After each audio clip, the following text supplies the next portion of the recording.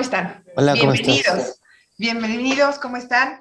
Les doy la bienvenida, gracias por conectarse. Tenemos unos invitados extraordinarios y hoy es un foro interesante y que ha causado controversia. Durante la pandemia de la COVID-19, la vida familiar se ha alterado debido al cierre de escuelas. Los estudiantes hoy en día pasan mucho tiempo en casa, sorteando situaciones que pueden generar estrés, miedos e inseguridad. Hay estudiantes que no han podido beneficiarse de la educación a distancia y niños y niñas se han acostumbrado a que su padre, su madre o la persona que los cuida estén a su lado a cualquier hora del día. El país enfrenta problemas de abandono escolar y violencia intrafamiliar. Las circunstancias varían mucho según el lugar en el que vivimos y el tipo de escuela a la que acuden nuestros hijos. En nuestro municipio existen 525 escuelas, entre preescolar, primaria, secundaria y media superior. ¿Estamos preparados para el regreso a clases? El objetivo de este foro es el proporcionarle a usted información útil y verídica que nos ayude a tomar decisiones respecto al regreso a clases de nuestros hijos. Le doy la bienvenida a nuestros invitados y mi nombre es Nuria Lara, y quisiera que viéramos en pantalla una breve encuesta que realizamos en Yo Soy San Miguel antes de cada foro. Hacemos una encuesta. ¿Estamos listos para el regreso a clases presenciales en nuestro municipio? Tenemos ahí bajo ciertas medidas, el 41.9% de los encuestados contestó que sí, bajo ciertas medidas. El 52.7% contestó que no. Y sí, el 5.4% contestó que sí. Bueno, esto es lo que es un muestreo de aproximadamente 200 encuestados del municipio. Y quiero darle la bienvenida a Montserrat Bataller Sala, profesora y licenciada en Educación Preescolar, subsecretaria de Educación en la Secretaría de Educación de Guanajuato, en el proceso de integración de los sistemas estatal y federal, y coordinadora general del Consejo Pedagógico de la SEP. Bienvenida, licenciada, adelante, por favor, estamos listos para el regreso a clases. Su micro abierto, muchas gracias. Yo quiero agradecer la oportunidad que nos dan para este espacio en donde nos permita justamente darles certeza a los padres de familia y poder comentarles cómo estamos. Darles respuesta a esta pregunta que me parece muy importante, que es: ¿estamos listos para regresar a las aulas? ¿Estamos listos para volver a nuestras escuelas? Y yo creo que esta es la pregunta que se hace pues toda la ciudadanía, ¿sí? Como responsable de la Delegación Regional 1 Norte y a nombre del secretario de Educación, Jorge Enrique Hernández Mesa, que le hubiera encantado estar en este espacio, porque si algo estamos solicitando son estos espacios, quiero agradecer la invitación. Realmente es una oportunidad de oro para nosotros para poder explicarles a los padres de familia qué estamos haciendo y si estamos o no estamos listos. Lo primero que tendríamos que establecer es esto que tú comentaste muy bien, Nuria. No es una escuela, no es preescolar, no es primaria. Son más de 600 escuelas y si hablamos de la región norte, estamos hablando de más de 1,300 escuelas las que tendrían que abrir. La respuesta, por lo tanto, es compleja. No es una respuesta sencilla, no es una respuesta de sí, vamos, sí. Lo que sí sabemos es que estamos preparándonos para abrir, porque reconocemos la imperiosa necesidad de regresar a las aulas. ¿Sí? ¿En qué momento? Es algo que aún no tenemos claro. En este momento hay una fecha establecida, porque debe haber una fecha siempre establecida. Sin embargo, esto va a depender de muchos factores como cómo se comporte la epidemia, en qué proceso está, si está creciendo, si decrece, cómo se comporta el estado de Guanajuato, cómo se comportan cada uno de nuestros municipios, cómo se comportan cada una de las localidades. Yo quisiera compartir brevemente un documento nada más y de un bosquejo de lo que estamos haciendo, que creo que puede ayudar a los padres de familia y a la sociedad en general a saber qué tan listos estamos para poder retomar las aulas. Voy a compartir mi pantalla, si me lo permiten, para poder mostrarles esto, ¿sí? Es un documento de trabajo, ahí lo dice claramente, es un documento que se está preparando para ver si estamos listos para este arranque del ciclo escolar 21-22. Se tienen diagnósticos establecidos, no es ahorita cuando estamos trabajando, venimos trabajando desde hace más de un año para abrir las escuelas, y dentro de estos factores que hemos estado viendo está la rehabilitación de nuestros planteles. Tenemos los planteles identificados para saber cuántos y en dónde necesitamos darles mantenimiento. Y se hizo una inversión muy importante para poder darle a todos los planteles las condiciones mínimas necesarias para poder arrancar. Esto que se ha establecido, que es todas las escuelas deben contar con el servicio de agua potable. Entonces, se visitaron las escuelas, se identificaron, y aún así reconocemos que esta realidad no es estática. ¿Por qué? Porque seguimos teniendo problemáticas que se presentan por el corte de agua en algunas escuelas, porque se meten a robarnos los tinacos, por muchas situaciones, y seguimos trabajando para que nuestras escuelas cuenten con todo, ¿sí? Ha sido una inversión en el municipio de San Miguel de Allende de más de 3 millones de pesos. 3 millones de pesos que se han invertido en ver que tengan todas las instalaciones hidrosanitarias en buen estado en nuestras escuelas. Se ha invertido principalmente en esto, y también se ha seguido trabajando en la construcción de aulas y todo esto, pero principalmente en esta parte, ¿sí? Bien, son muchos los alumnos que vamos a recibir, son muchas las escuelas y están en muchas localidades. Esto obviamente hace que la realidad no sea una, que no tengamos una sola situación por atender. Por lo tanto, la respuesta se atomiza en este caso, más de 500 escuelas en el municipio de San Miguel de Allende, en donde, obviamente, pues la respuesta la va a tener cada una de las escuelas. Justo es el trabajo que se está realizando. En el colegiado, los maestros van a hacer un diagnóstico de las condiciones en las que está su escuela, van a hacer el planteamiento de las opciones que tienen para poder en un momento dado regresar, y con esto se tomará la decisión si los alumnos ingresan nuevamente a la escuela y bajo qué modalidad o cómo estarían trabajando. Les estoy mostrando ahorita brevemente qué es lo que tenemos trabajado. Se hizo un análisis del resultado del pilotaje. En el caso de la Delegación Regional 1 Norte, más de 200 escuelas se sumaron a esta experiencia, se recuperaron las experiencias. Yo creo que esto fue además una experiencia muy exitosa. Las escuelas que participaron, en ninguna de ellas se dio un caso de contagio de COVID. Sí se dio el caso de detección, fueron 6 casos detectados a tiempo, pero me parece que esto es justamente un caso de éxito, cuando se puede identificar a tiempo a un alumno. Está establecido que podemos en un momento dado, si damos la responsabilidad a los maestros, si ellos construyen en cada una de las escuelas su realidad, sí estaríamos en condiciones de poder entrar. Tenemos una guía de salud que está avalada por la Secretaría de Salud, que son además nuestros aliados en este regreso a clases, que son los que nos van a ir diciendo el semáforo cómo está y si podemos o no, y en qué momento tendríamos también que a lo mejor regresar nuevamente a casa para volver otra vez a salir en tiempo determinado. Tenemos además lo que serían los escenarios establecidos, estos que son como la base para que los maestros puedan trabajar con esto y ver ¿qué escenario van a trabajar? ¿Con cuántos, de qué forma van a trabajar? ¿Con cuántos alumnos? Si van a trabajar llevando a una tercera parte del salón, si solamente van a dar asesorías, y que es múltiples las cosas, ¿sí? Cómo se va a trabajar la asistencia, si va a ser una asistencia presencial escalonada, si sería por días, de qué manera, sobre todo las escuelas secundarias, y aquí está el maestro Felipe que nos va a platicar, yo creo, de la complejidad de una escuela secundaria. No se puede dar una respuesta única. O sea, no hay un modelo establecido. Y bueno, está la parte del análisis que se hizo de los aforos que tenemos en las aulas. Se tiene visto con qué medidas tienen las aulas y de qué manera. Todo esto es un material que está hecho para apoyar a los maestros. Tenemos identificados los centros de trabajo en donde tenemos o no tenemos los servicios, como les decía, si este servicio llega a través de la red de agua potable o si está a través de un pozo o si es a través de pipas. Todo esto lo tenemos perfectamente identificado escuela por escuela.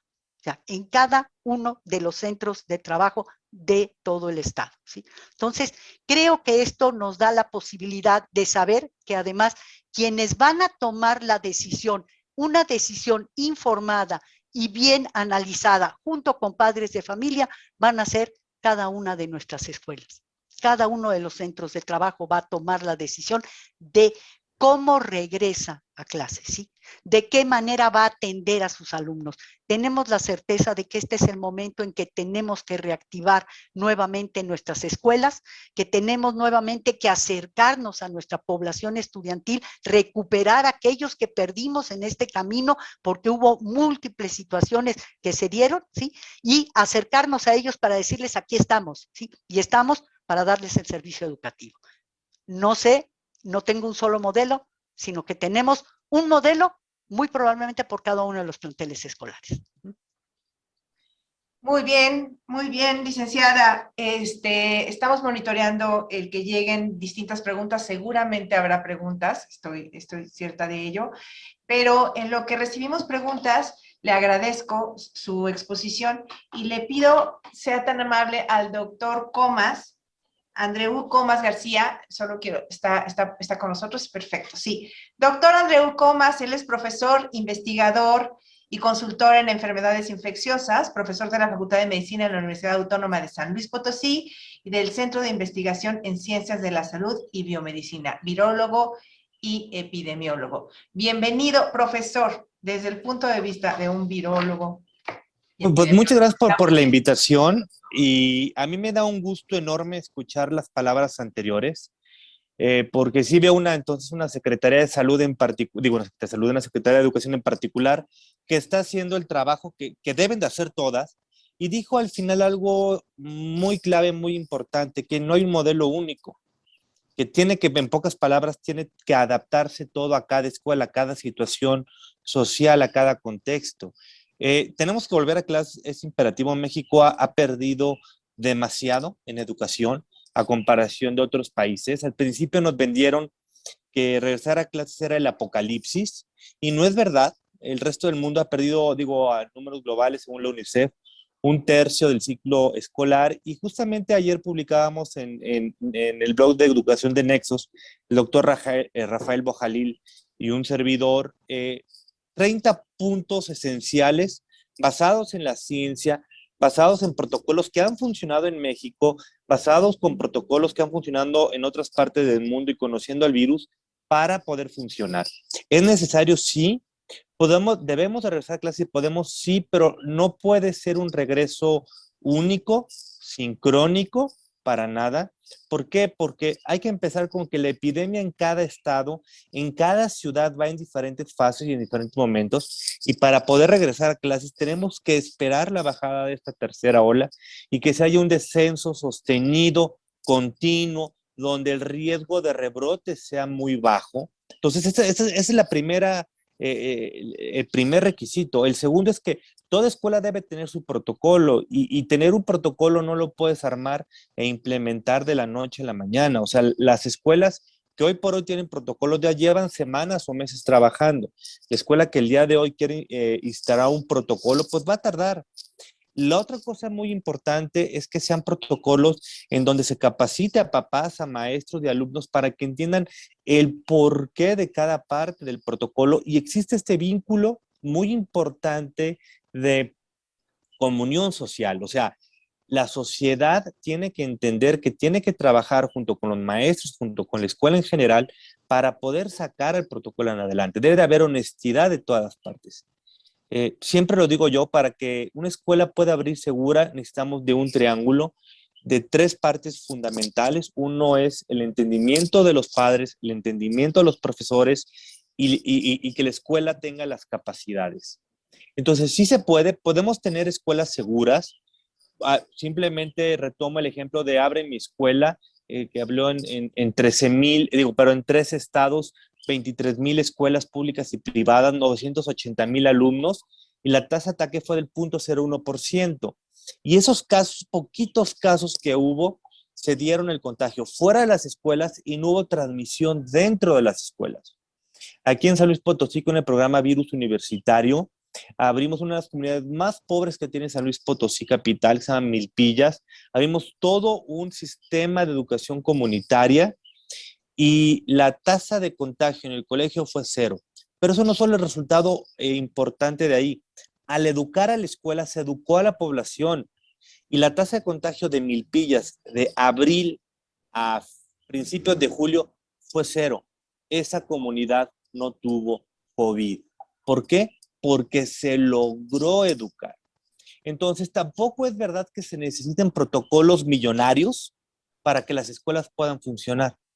Y tampoco es verdad que solo las escuelas públicas podrán abrir. Por ejemplo, aquí en San Luis Potosí tenemos, digo, solo las escuelas privadas. Aquí en San Luis Potosí tenemos escuelas privadas que tienen 40 alumnos en un salón, donde el regreso presencial va a ser prácticamente complicado y van a tener que tener modelos híbridos. Y algo muy importante ya para cerrar esta parte de mi participación es que los maestros, los profesores, los papás deben de entender cómo se transmite el virus. Si nosotros sabemos que el virus es de transmisión respiratoria, que el que no entre nadie enfermo, que el que no entre nadie con contactos positivos, que todo mundo use cubrebocas todo el tiempo, que las aulas estén bien ventiladas, que yo no me pueda quitar el cubrebocas dentro del aula, que tenga que ingerir mis alimentos fuera del aula. Si yo sigo esos pasos esenciales, mi escuela está protegida. Y claro, aquí es donde entra la responsabilidad del maestro de ser el gran vigía, el gran garante de que se cuiden todas las normas y protocolos. Muy bien, doctor Comas, hay unas preguntas, llegaron unas preguntas. Bueno, y dice la gente, la pandemia ha sido otra desde abril de este año para acá, estamos enfrentando a una pandemia distinta debido a esta variante. Me preguntan sobre el uso en los salones, la conveniencia de usar los medidores de CO2 en los salones, si esto ayuda, porque de pronto decían, ayuda mucho más que tener un termómetro, que este medidor de CO2, coméntenos, por favor. Hay que entender que los medidores CO2 se utilizan como un aparato que es un proxy, un símil de qué tan bien está ventilando un aula. La experiencia nos dice que no necesito un medidor de CO2 por aula. Lo que tenemos que hacer es sentarnos en cada aula a jugar con las condiciones del aula antes de que abra para ver en qué momento se empieza a elevar el CO2 y qué tan rápido lo puedo bajar. Esa es la parte importante. Con un CO2 por escuela la hemos logrado analizando, sabes que esta aula tiene buena ventilación, esta aula tiene mal ventilación, con el aforo por el tamaño del aula y de alumno en tanto tiempo sube. Por ejemplo, gracias al CO2 nos hemos dado cuenta que hay que cortar las clases, en el sentido de que la clase no puede durar 1 hora, 50 minutos. Ahora la hacemos de 45 minutos y sacamos a los alumnos durante 10 minutos, ¿sí? Con ventanas y puertas abiertas y los volvemos a meter. Entonces, estos medidores de CO2 es importante, nos sirven para encontrar las condiciones de ventilación adecuada para cada aula. Digo, si hay una escuela que quiere comprar un medidor por aula, pues está bien, pero sabemos que tampoco es la realidad de todas las escuelas, ni públicas ni privadas. Pero entonces, esa es la idea de los medidores. Es echarle sí un rato, te aventas varios días de estar buscando la ventilación adecuada para cada aula. Muy bien. Muchas gracias, doctor Comas. Seguramente regresamos con más dudas si me lo permite. Gracias.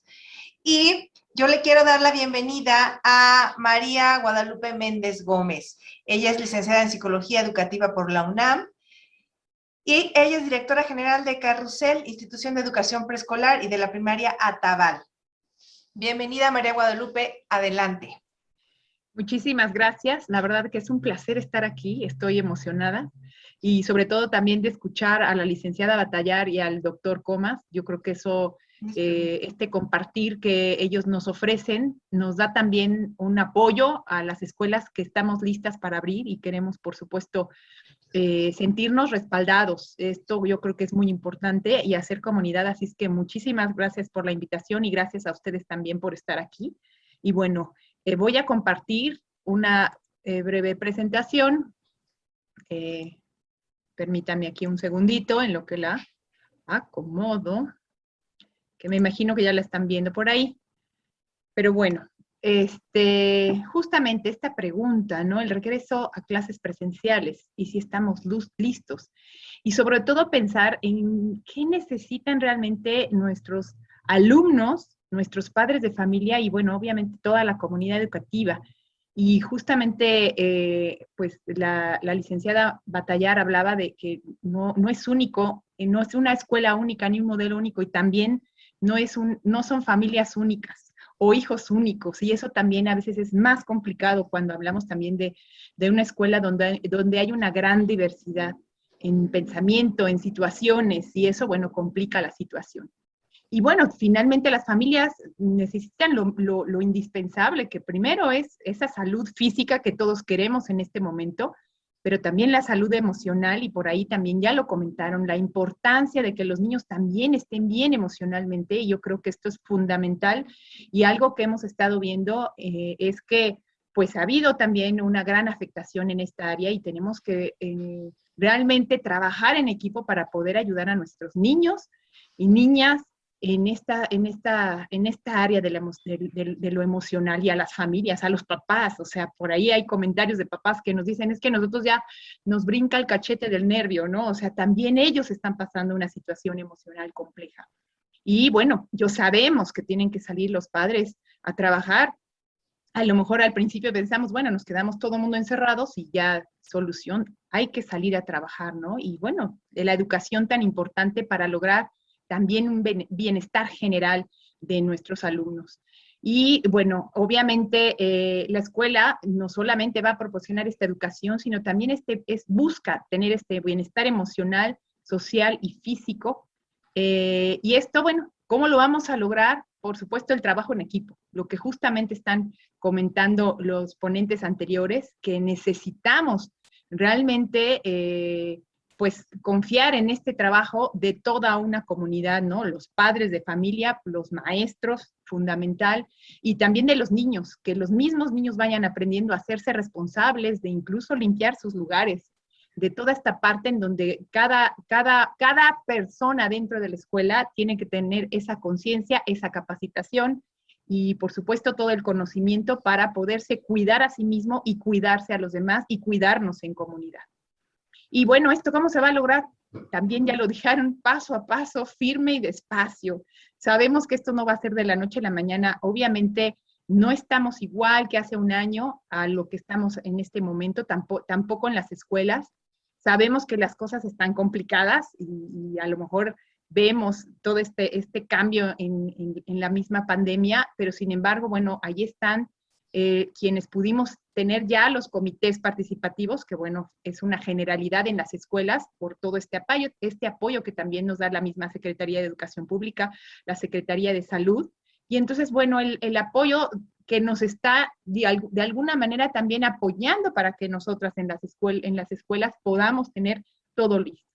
Entonces, bueno, finalmente, el aprovechar lo que sí tenemos. En el caso de algunas escuelas, somos muy afortunados, la verdad, que tenemos espacios con aulas, con ventanas enormes, ¿no? Mucha ventilación, o muchos espacios también, jardines en donde los niños pueden tener muchas actividades fuera, al aire libre. Entonces, poder aprovechar todo esto, por supuesto, los 4 filtros, y sobre todo la experiencia que ya estamos teniendo muchas de las escuelas. En este caso, nosotros fuimos una de las escuelas piloto, pudimos salir en esta segunda etapa de las escuelas piloto, pero eso nos ayudó muchísimo, y sobre todo algo que nos dio esta posibilidad de participar en las escuelas pilotos es la confianza, poder ir teniendo confianza, mayor conocimiento, incluso a lo mejor tener a los supervisores en las aulas para apoyarnos, para orientarnos, para ajustar a lo mejor algunas cosas y poder hacerlo cada vez mejor.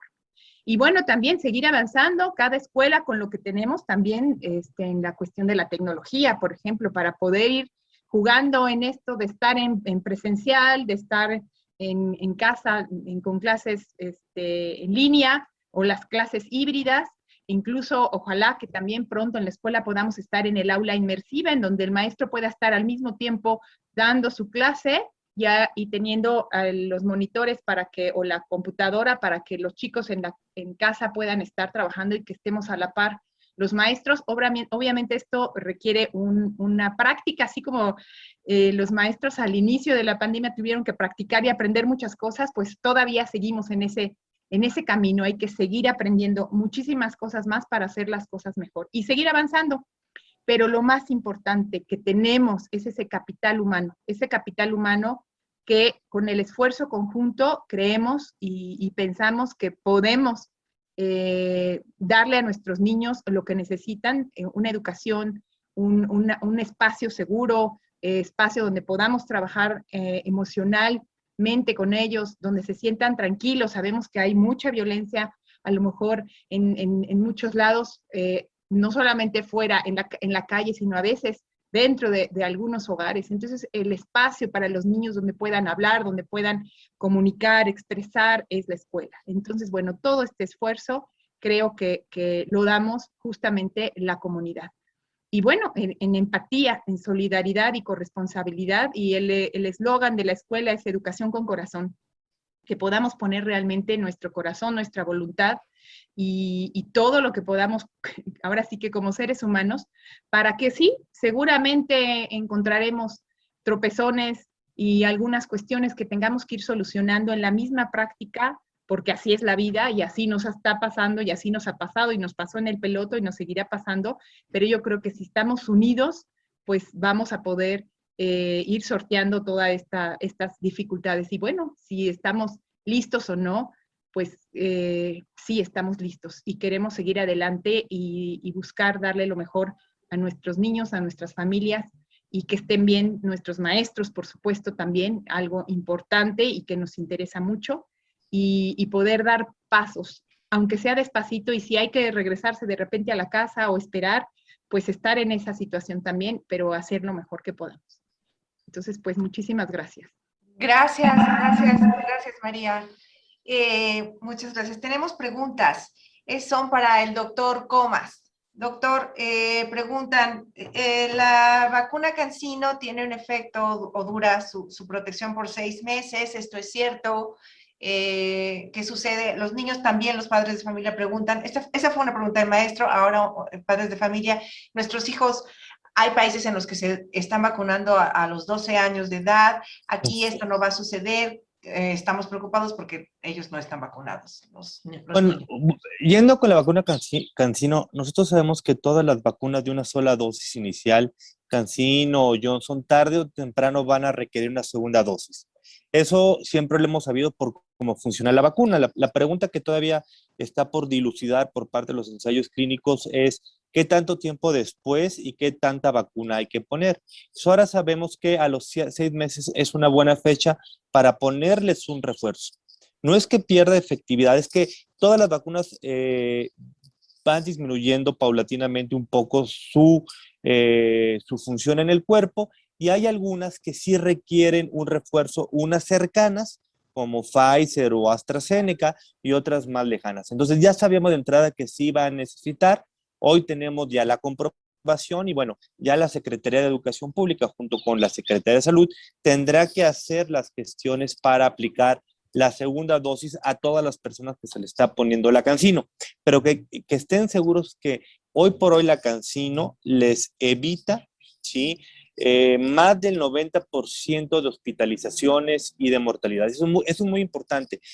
Sin importar la vacuna que tengamos en nuestro país, sin importar si el esquema es completo o incompleto, entre el 92 y 96% de las defunciones en nuestro país es gente no vacunada, y el 80% de las hospitalizaciones es en gente no vacunada. En cuanto a vacunar a los niños, sí hay que vacunarlos por 2 motivos. Uno, se pueden enfermar efectivamente y una proporción muy baja de ellos podrán hospitalizarse y otra toma más pequeña morir. Pero más importante todavía en términos de salud pública, los niños son los grandes dispersores de la enfermedad, ¿sí? ¿Qué quiere decir? Que como se enferman menos, hospitalizan menos y son más, digamos, aguantadores en ese sentido, están dispersando el virus. Y eso lo aprendimos con influenza y tenemos que vacunar a los niños. Desgraciadamente tenemos una política en el gobierno federal en donde no está considerado a corto plazo a vacunar a los menores de 18 años, y eso en lo personal considero que es un gran error. ¿Por qué? Porque esto nos va a evitar llegar a que coronavirus se comporte como influenza, que es a lo máximo que podemos llegar a lograr con este virus. Ok, gracias, doctor. Muchas gracias. Seguimos con nuestra invitada, que es Mari Padrón, subdirectora de la Escuela General Francisco Villa de la comunidad de Don Francisco, y a Montessori, licenciada en Educación egresada de la Universidad Pedagógica Nacional. Bienvenida, Mari. Una escuela en una comunidad, qué importante escucharte. Adelante, tu micro está apagado. Buenas tardes a todos. Es un honor para mí haber recibido esta invitación. Y bueno, sabemos que es un tema muy interesante, pero también es un tema pues muy polémico por las diferentes opiniones que ha generado, por los diferentes puntos de vista que pues son muy aceptables, porque cada punto de vista, cada opinión están contextualizados. Cada quien habla de lo que vive, cada quien habla de lo que piensa y cada quien habla de lo que ve. Yo no puedo hablar por lo que ven los otros porque eso a mí no me confiere. Yo hablo por el contexto en el que estoy. Casi cada comentario es según el contexto que están viviendo. Que si estamos listos para volver, hay quienes dicen que sí, hay quienes dicen que no. He ahí la controversia de este tema. Cada quien, por las diferentes situaciones, puede opinar si sí o si no estamos listos para volver. ¿Por qué? ¿Por qué no estamos listos para volver? Primeramente, estamos en una situación en donde sabemos que no solamente los adultos corremos riesgo, aún estando vacunados. Sabemos que la comunidad más afectada ahorita y la comunidad más vulnerable ahorita son los niños. Es la comunidad a la que se tiene que proteger en este momento. Sin embargo, se tomó la decisión y pues entonces hay que afrontarla. El gobierno ya nos otorgó cloro, jabón y gel. Con eso vamos a afrontar en este momento la contingencia. Con este momento vamos a afrontar esos problemas que se nos vienen. Desafortunadamente, pues los docentes nos enfrentamos a muchas situaciones, no solamente en este momento. Los docentes, los directores de las escuelas públicas, nos enfrentamos a muchos problemas, a muchas situaciones de los cuales tenemos que seguir órdenes que desafortunadamente están dirigidas por gentes que están atrás de un escritorio. Gentes que no conocen la realidad de las escuelas. Gentes que no conocen la realidad cruda de estas situaciones. Gente que creen que solamente con pagarle un sueldo a los maestros están solventando todas las situaciones a las que nos enfrentamos. Y la realidad es otra. La realidad es que una escuela también necesita mantenimiento. Es cierto que hay muchos programas que hay en algunas escuelas, pero hay otras escuelas a las que estos programas no llegan. Y entonces estas escuelas a las que estos programas no llegan carecen de muchísimas cosas. Vamos a hablar de los sanitarios. Los sanitarios necesitan ser arreglados, necesitan componerse porque hay muchos que no están en condiciones de ser utilizados.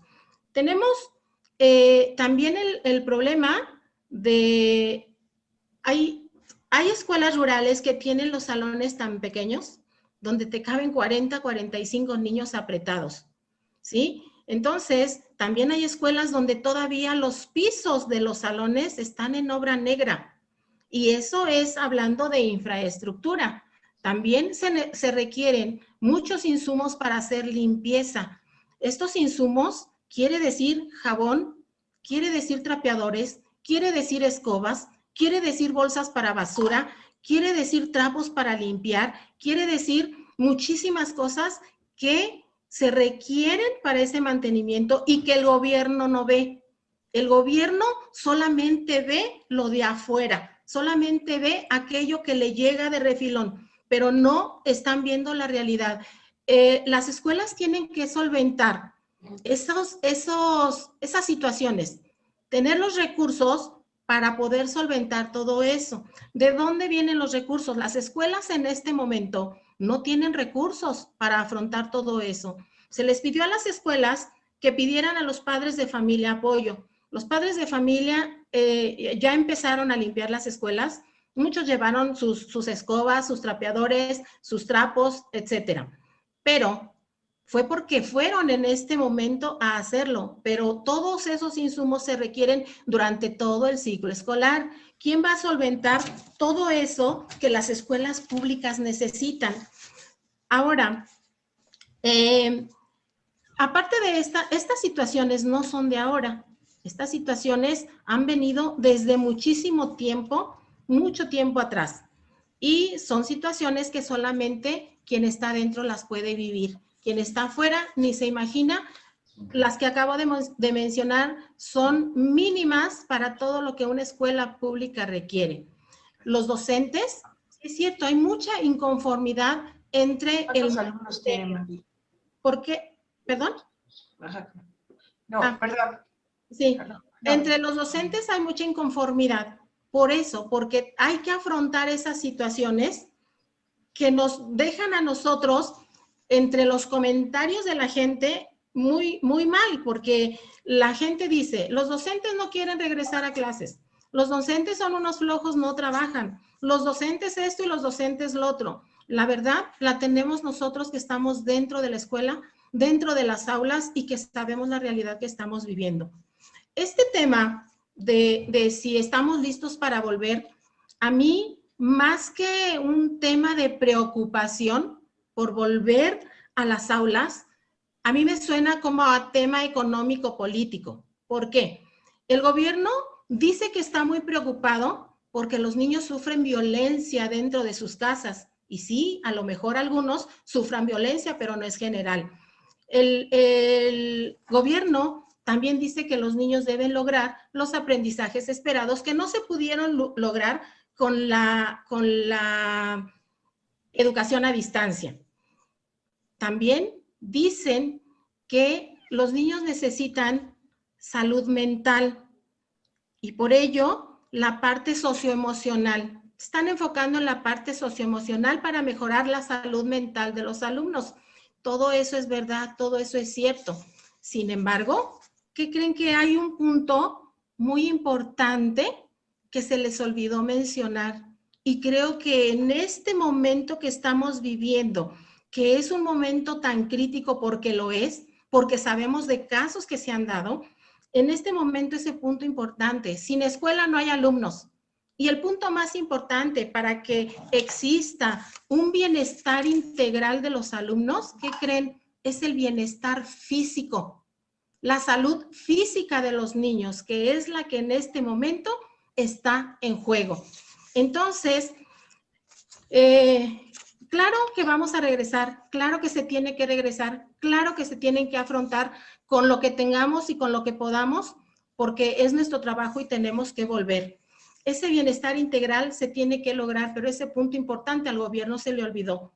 Se va a volver a clases, aunque la pregunta no va a quedar contestada el día de hoy. Esta pregunta se va a empezar a contestar a partir del día 30 de agosto. Ojalá que sea de manera positiva.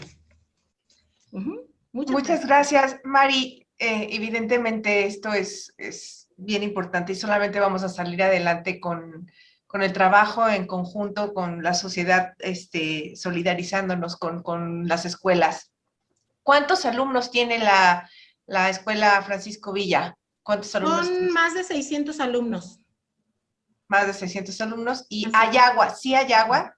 Sí, sí hay agua. Sí, es una de las escuelas que cuenta con programas que ahorita están trabajando para la escuela. Sin embargo, lo que anoté aquí fue porque hice un recuento de otras escuelas donde yo he trabajado, donde he estado, y fui como recuperando situaciones que he visto desde una escuela a otra y que pues sí son situaciones que hay que resolver y que solamente estando dentro las podemos ver. Gracias, Mari. Hay preguntas para la licenciada Bataller. ¿dónde pueden consultar la información y los documentos que usted hace unos momentos nos hizo favor de compartir? Tal vez podemos nosotros publicarlos en algún momento en nuestra página el día de mañana, que si los horarios van a ser normales, tiempo completo. ¿Hay alguna idea en este sentido? Bien, los documentos de los que hablamos, todos los documentos de apoyo para el magisterio se encuentran publicados en la página de la Secretaría de Educación. De hecho, hay un espacio especial que se llama Mi Espacio Docente, en donde los maestros principalmente pueden consultar con esta documentación. Y hay otra parte, un apartado especial para padres de familia, porque también hay orientaciones especiales para la participación de los padres de familia en este compromiso compartido, en donde el padre de familia debe comprometerse a revisar y ver la parte que tiene que ver con la salud de su hijo antes de que vaya a la escuela, garantizar que va en buen estado de salud y de esta manera llegar, sí, entrar. Entonces, todo este material con mucho gusto te lo hacemos llegar, Nuria, con mucho gusto para que lo puedan tener y ustedes compartir también. Y es material que se va a repartir a todos los maestros. Como ustedes vieron, todavía lo que yo les mostré es material de trabajo. Este material lo está trabajando la Secretaría de Educación de Guanajuato, el equipo técnico con delegaciones regionales y maestros de grupo. O sea, hubo un grupo de maestros a los que se les convocó para que ayudaran a definir estas posibilidades y, como dijimos, no hay una fórmula mágica, no hay un decir todos vamos a entrar de tal forma, por lo tanto tampoco hay un horario establecido. El horario de la escuela, el de funcionamiento del plantel va a ser el que siempre ha tenido, pero es probable que esta organización establezca que lunes, miércoles y viernes van un grupo de niños, o puede establecer que de 9 a 12 o de 9 a 11 van ciertos alumnos y que después entran otros. O sea, no hay una fórmula mágica para poder atender esto. Es el trabajo conjunto entre padres de familia, comunidad y el cuerpo docente quienes van a construir este modelo hecho a la medida de cada una de las escuelas. Sí hay una norma básica que establece ciertos criterios, pero no un traje hecho uniforme para que todos quepan en él. Muchas gracias, profesora Bataller. Y le doy la bienvenida al profesor Felipe Bárcenas Hernández, director de la Escuela Fuego Nuevo, licenciado en Matemáticas, con maestría en Sociología Educativa. Bienvenido, profesor. ¿Cuántos alumnos tiene la Fuego Nuevo? ¿Cómo se está preparando para el regreso a clases? ¿Y estamos listos, profesor? Hola, ¿cómo están? Muy buenas tardes a todos. Un gusto de estar en este espacio y que me hayan dado esta oportunidad de participar. La escuela secundaria en este momento tiene 1,163 alumnos divididos en 2 turnos. Además, quiero comenzar con algo que es una institución de trascendencia en la comunidad de San Miguel de Allende. 50 años de servicio. En el próximo año vamos a cumplir 50 años de servicio. Y yo llegué el año pasado a esta escuela secundaria. Quiero decirles que me encuentro con un equipo comprometido. Un equipo que decidió enfrentar las situaciones como debe de ser. 50 años se dicen fácil, pero lo bonito es que hay exalumnos que dicen queremos ser parte de, maestros jubilados que dicen queremos ser parte de este proceso. Nuestro proyecto o nuestro programa educativo manejar directamente en su programa el aniversario de la escuela. Digo, porque es una escuela de trascendencia y San Miguel de Allende así lo exige. Entonces no puedo quedarme y no podemos quedarnos rezagados a la necesidad y a la exigencia de la sociedad y de los maestros, de los alumnos. Bien. Lo primero, pero eso es en la parte bonita. La parte que vamos a enfrentar es cómo o qué debemos hacer nosotros los maestros para el regreso de los alumnos. Esa es la primera pregunta que tenemos a la que tenemos que enfrentarnos. ¿qué debemos hacer? Y estas preguntas tienen una infinidad de respuestas. Perdón. La otra es, ¿cómo vamos a trabajar para ellos? Y bueno, aquí tenemos dos escenarios. Uno de ellos es una propuesta a partir de la tecnología. ¿Sí? Es bien bonito decir, le vamos a entrar, maestros, estamos, pero si no hay una corresponsabilidad entre la comunidad educativa, y me refiero a papás, alumnos, maestros, autoridad, si no hay esa comunión, no podemos lograr nada. La escuela secundaria Fuego Nuevo se ha visto apoyada por papás, por asociaciones civiles, por autoridades educativas, autoridades civiles, maestros, exalumnos, etcétera, etcétera, etcétera, maestros jubilados. Entonces, la primera propuesta que estamos teniendo en este momento es que sea una propuesta híbrida.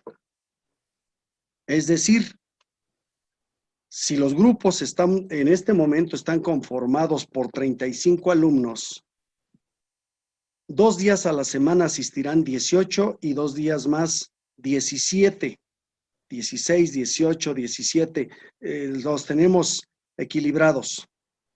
Los salones tienen capacidad para 20 alumnos de acuerdo a la forma que nos está permitiendo y nos está dando la Secretaría de Educación Pública.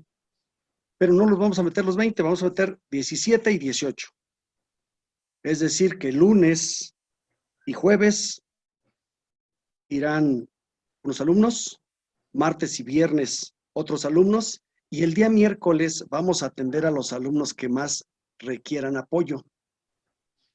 Pero esto nos va a llevar a que el maestro tenga que desgastarse más de lo normal. Es más, vamos a reaprender todavía este proceso. El otro aforo es aquellos alumnos que no tienen facilidad de tener un internet, los vamos a recibir diario y que deben de ser mínimos, que no rebasen esos 18, 17 alumnos, los vamos a recibir diario para atenderlos de forma presencial. Sin embargo, para poder atender el resto de los alumnos a distancia, tenemos un presupuesto aproximadamente de 200 a 250 mil pesos, y quiero decirles en qué sentido. A lo mejor es utopía, pero no es que no se pueda alcanzar. Tenemos que ir a tocar puertas, el director tiene que ir a gestionar, tiene que ir a buscar. Es decir, que las aulas todas deben de tener un cañón, audio, internet y una tableta, un celular, de donde se pueda estar mandando la imagen a los alumnos que estén a distancia.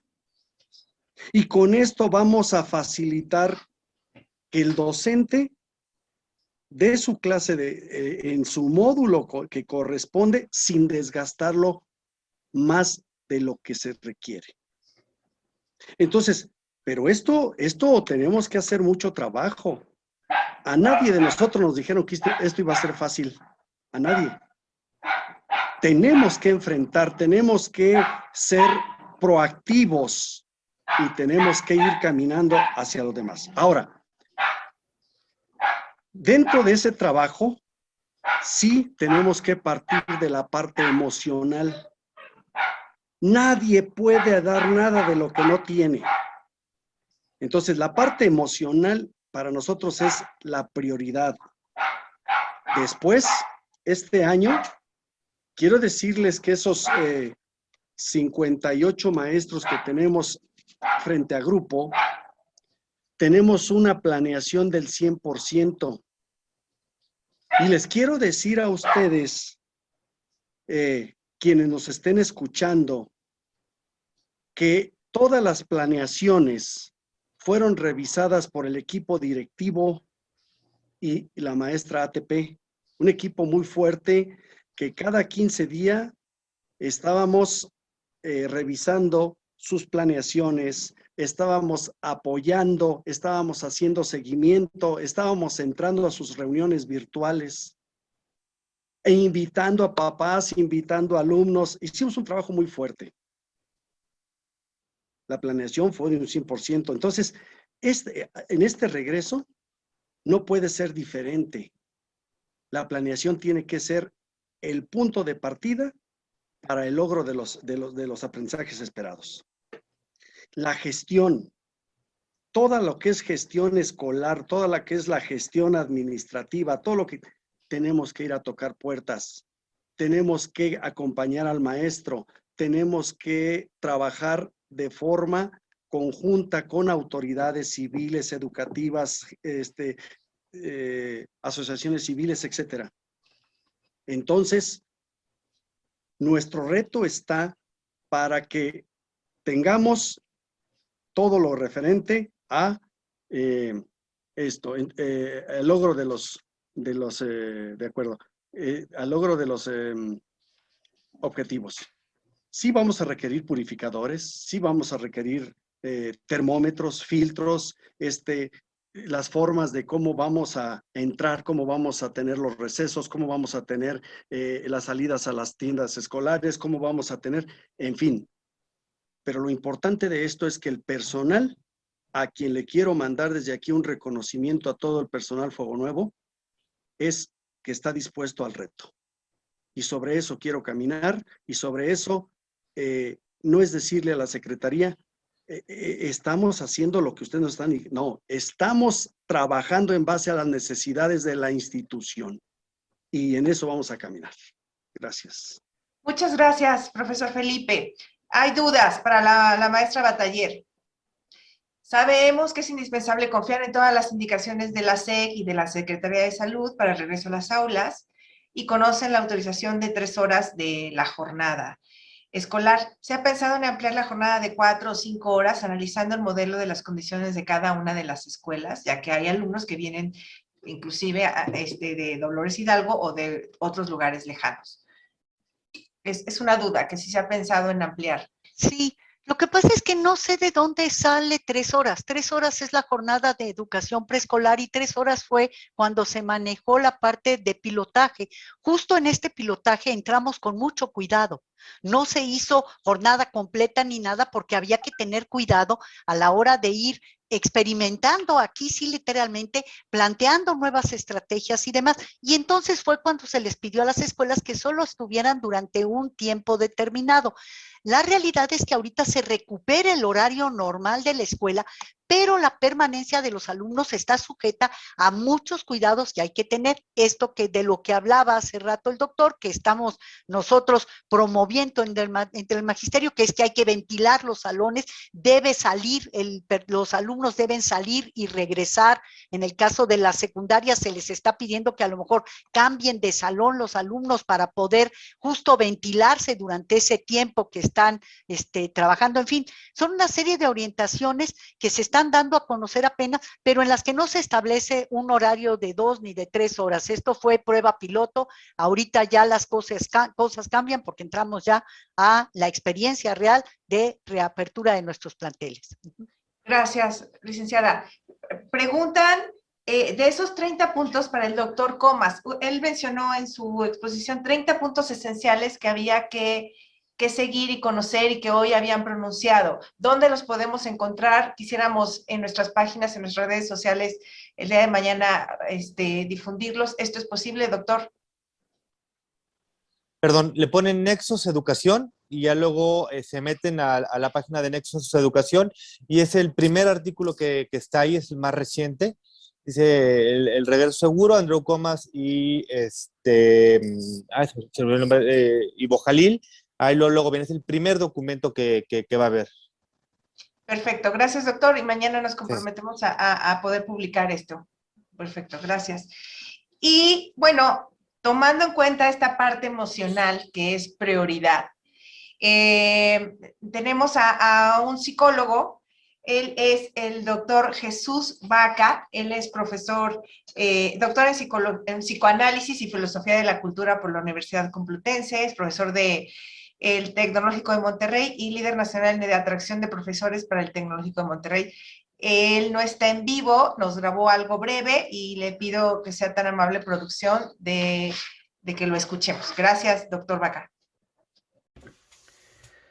Hola, ¿qué tal amigos de Yo Soy San Miguel de Allende?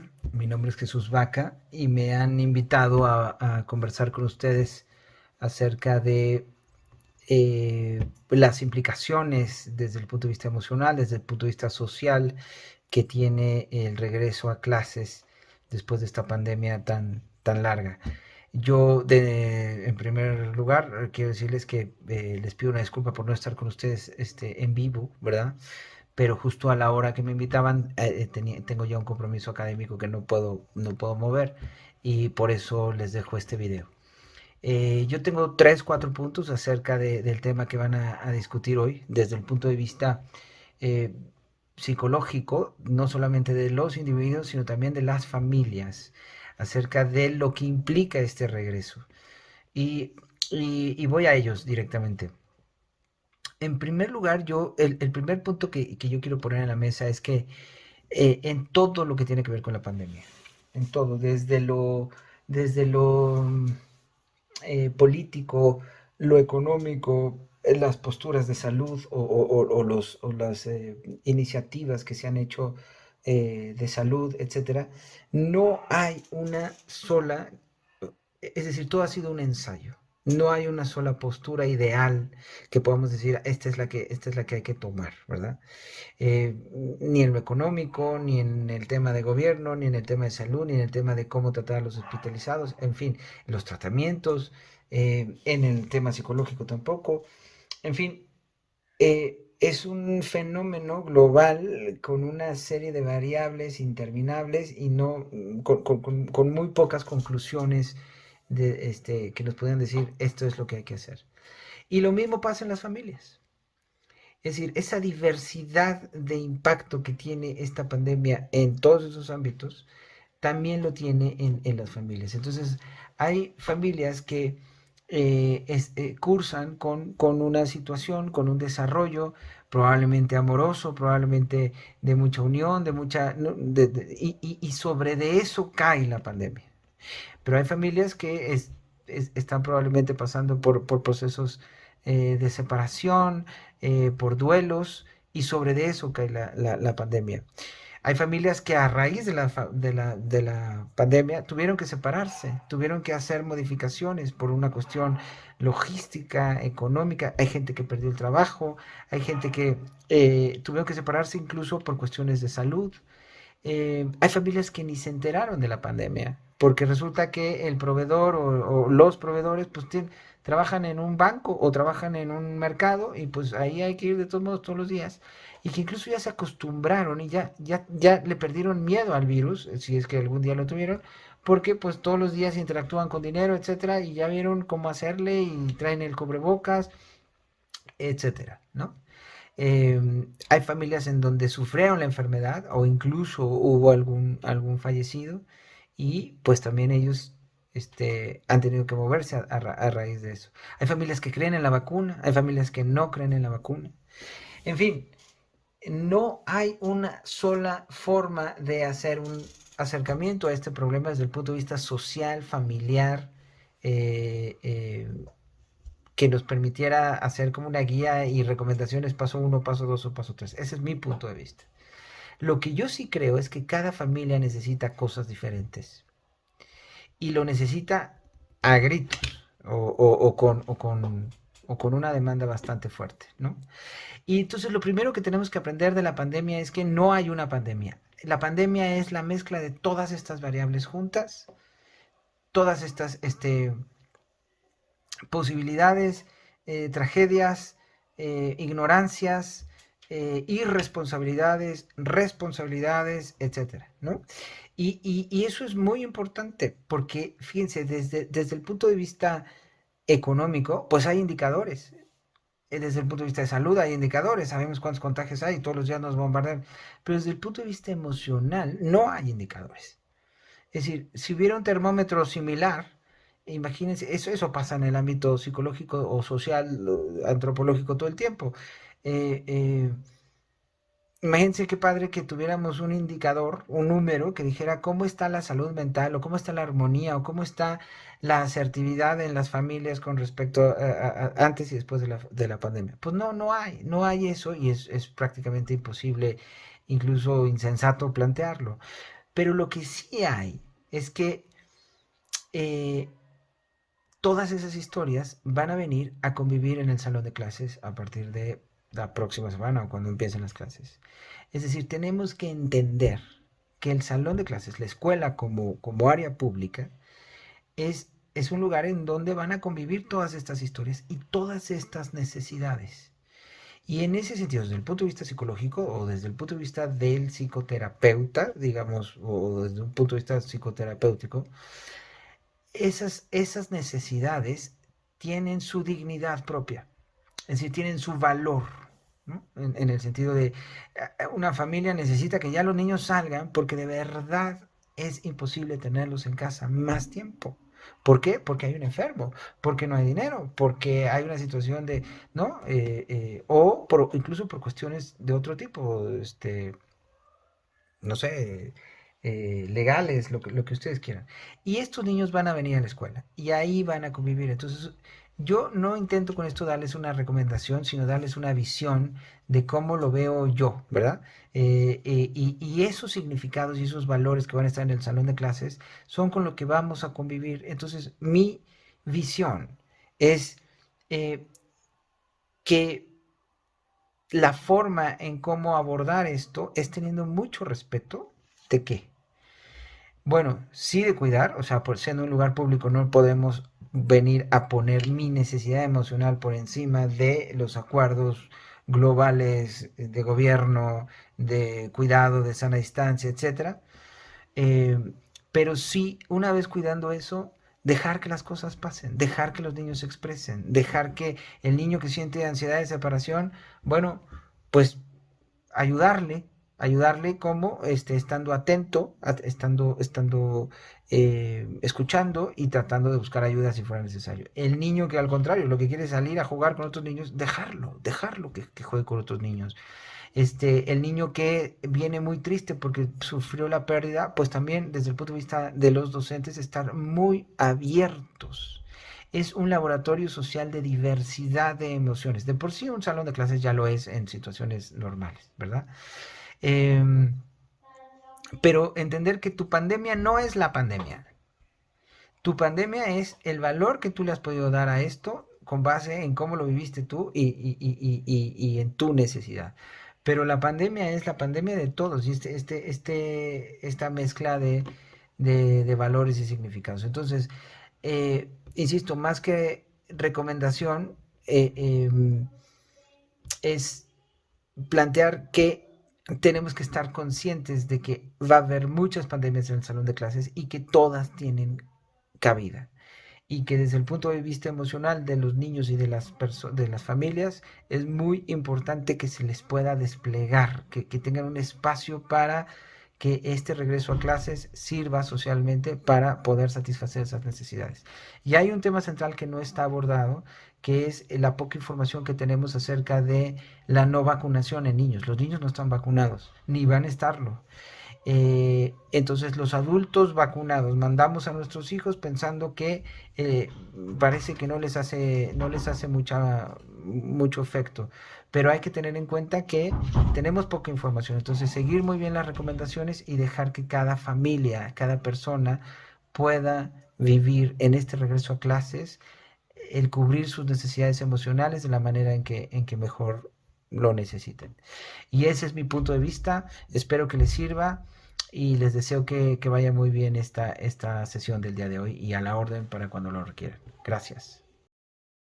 Muchas gracias, Jesús Vaca. Quisiera saber si hay algún comentario por parte de nuestros invitados, alguna duda que tengan. Adelante, antes de concluir.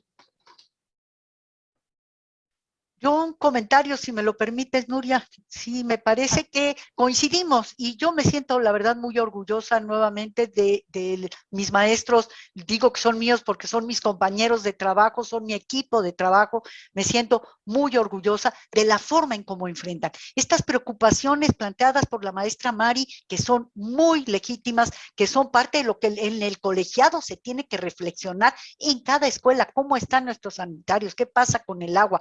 Se mandó un kit de limpieza a cada una de las escuelas, se está viendo el estar dotando de estos materiales, se mandó termómetro electrónico, se mandó en su momento como se había considerado indispensable oxímetro para varias escuelas, de tal forma que se pudiera medir esto, en fin, pero no es lo único, y estas recomendaciones que nos hace la maestra Mari nos permiten pues darnos cuenta de que hay mucho por trabajar todavía en apoyo a los maestros. Y bueno, la reflexión, por supuesto, del maestro Felipe, que además es uno de los directores que viene ya desde otra escuela también en San Miguel de Allende, lo conozco bien en su trabajo, la calidad de su trabajo y de su entrega a su comunidad educativa.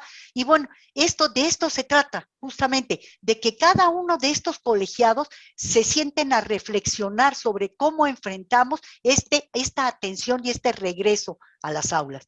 Y en qué momento y cómo vamos a hacer para estar listos. ¿Por qué? Por esto que decían, nos necesitan nuestros alumnos, cada uno de ellos desde su particular situación, así es de que yo agradezco muchísimo esta oportunidad que nos das de escuchar a los maestros y sobre todo de platicar con la comunidad en general para decirles, yo les puedo asegurar que estamos tan listos como nuestra comunidad educativa, o sea, vamos, ese es justamente nuestro mayor tesoro, la comunidad educativa, ¿sí? Muchas gracias, maestra Batallera. Estamos desde Yo Soy San Miguel atentos y a sus órdenes para, si es necesario, continuar con foros en los que exista una retroalimentación, pues para eso estamos aquí. Hay preguntas que cuáles son las indicaciones o la orientación que va a tener la SEG respecto a la atención emocional a los actores educativos y principalmente a alumnos y a los padres de familia. ¿Hay algún protocolo en este sentido? ¿Alguna recomendación? ¿Se va a hacer algo en este sentido? Sí.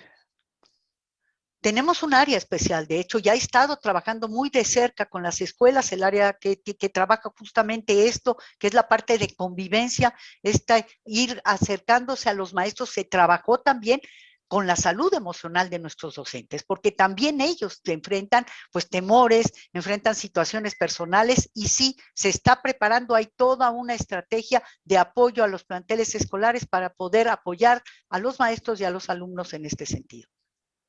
Gracias, gracias, licenciada. Vamos a conclusión. Les agradezco a todos los que se han conectado el día de hoy. Qué útil la información que hoy recibimos de cada uno de ustedes. Les agradezco a ustedes invitados el habernos acompañado. El sistema educativo enfrenta el desafío de gestionar las clases presenciales en medio de la incertidumbre. Este paso requiere de un gran esfuerzo y marca una nueva etapa y también una oportunidad. Este proceso necesita el trabajo conjunto entre autoridades locales y federales, diversificación en la forma de educar y, evidentemente, apoyo financiero. El éxito del regreso a clases en nuestro municipio dependerá en gran medida de la confianza y colaboración de la comunidad escolar, estudiantes, docentes, personal de apoyo, madres, padres y cuidadores, y de las medidas de mitigación de riesgo de contagios, incluyendo la provisión de información sobre protocolos y prácticas de higiene en el entorno escolar. Es fundamental fortalecer la asignación de recursos orientados específicamente a escuelas y sectores con mayores niveles de vulnerabilidad.